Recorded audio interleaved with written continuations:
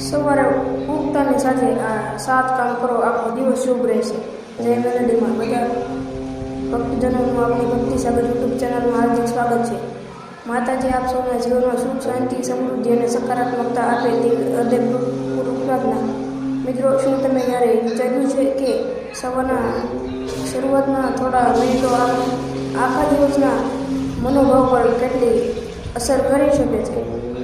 ઘણા લોકો સવારે આંખ ખોલે એટલે તરત મોબાઈલ હાથમાં લઈ લે છે, સોશિયલ મીડિયા જોવાનું શરૂ કરી દે છે, કોઈની સાથે વાત કે ચિંતા શરૂ કરી દે છે. પરંતુ ભારતીય પરંપરામાં સવારના દિવસની ખૂબ જ મહત્ત્વની શરૂઆત માનવામાં આવે છે. આજે હું તમને એવી 7 સરળ સવારની આદતો વિશે જણાવીશ, જેને તમે તમારી દિનચર્યામાં સામેલ કરી શકો છો. અને મિત્રો, છેલ્લું 7મું કામ ખાસ ધ્યાનથી સાંભળજો, કારણ કે ઘણી વખત આપણે આખો દિવસ વ્યસ્ત રહીએ છીએ, પણ દિવસની શરૂઆતમાં આપણા મનને શાંત કરવા માટે 1 મિનિટ પણ કાઢતા નથી.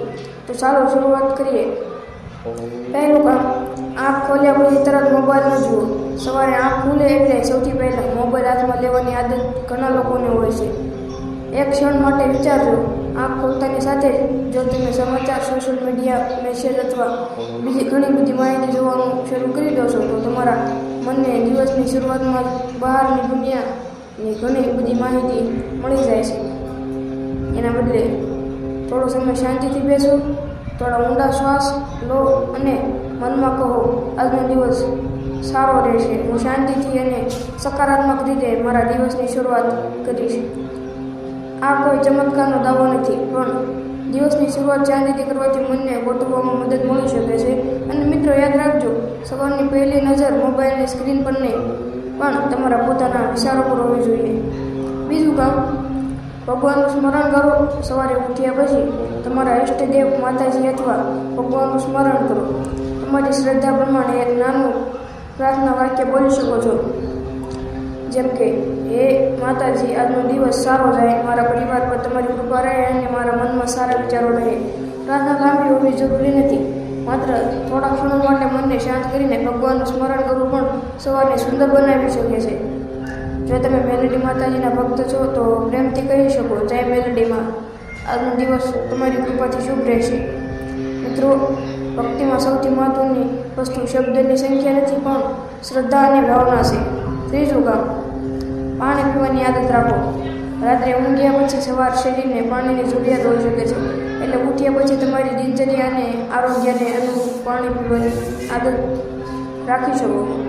અને એક વાત ખાસ, પાણી પીવું એ કોઈ ચમત્કારી ઉપાય નથી કે જે દરેક સમસ્યા દૂર કરી દેશે. તે માત્ર એક સારી દૈનિક આદત છે. સવારની શરૂઆતમાં પાણી પીવાથી તમને તાજગી અનુભવવામાં મદદ થઈ શકે છે.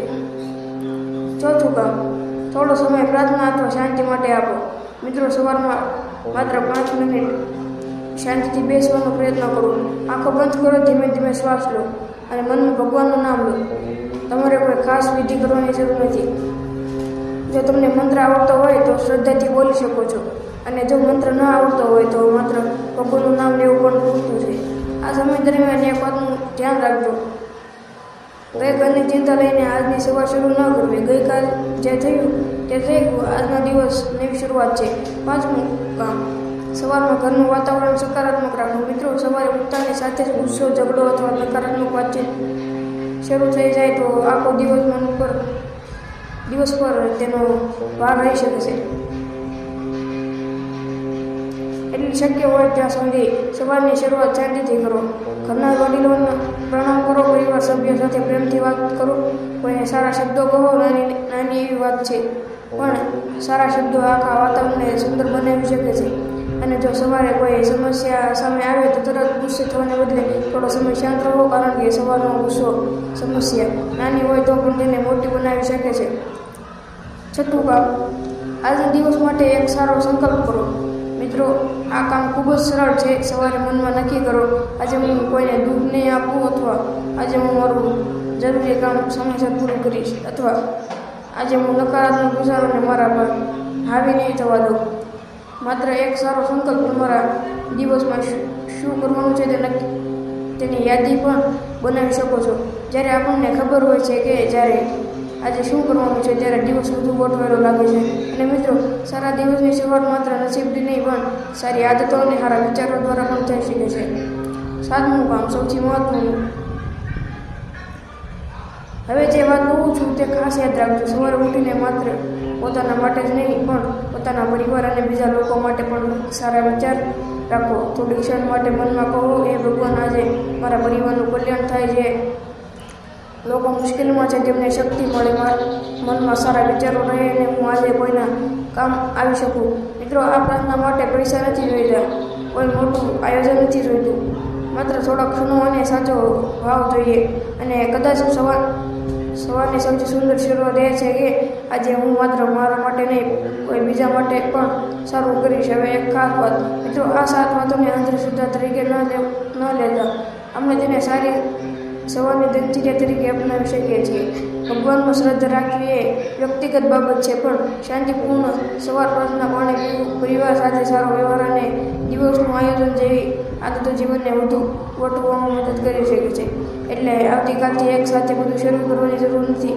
ફક્ત એક કામથી શરૂઆત કરો, પછી ધીમે ધીમે બાકીની સારી આદતો તમારી દિનચર્યામાં ઉમેરો. અને મિત્રો, જો તમને લાગે કે આ વાત તમારા પરિવારના કોઈ સભ્ય અથવા મિત્રો માટે ઉપયોગી બની શકે છે તો આ વિડીયો તેમની સાથે જરૂર શેર કરજો.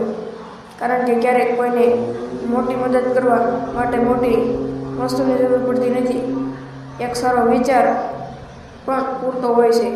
અંતમાં માતાજીના ચરણોમાં પ્રાર્થના કરીએ, હે મેલડી માતાજી, અમારા સૌના ઘરમાં સુખ શાંતિ રહે, પરિવારના દરેક સભ્યને સદબુદ્ધિ મળે અને દરેક દિવસ સારા વિચારો અને સારા કર્મોથી ભરેલો રહે.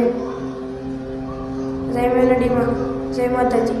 જો આપણી ચેનલ પર પહેલી વાર હોય તો ભક્તિ સાગર યુટ્યુબ ચેનલને સબસ્ક્રાઈબ કરવાનું ભૂલતા નહીં. જય મેલડીમાં.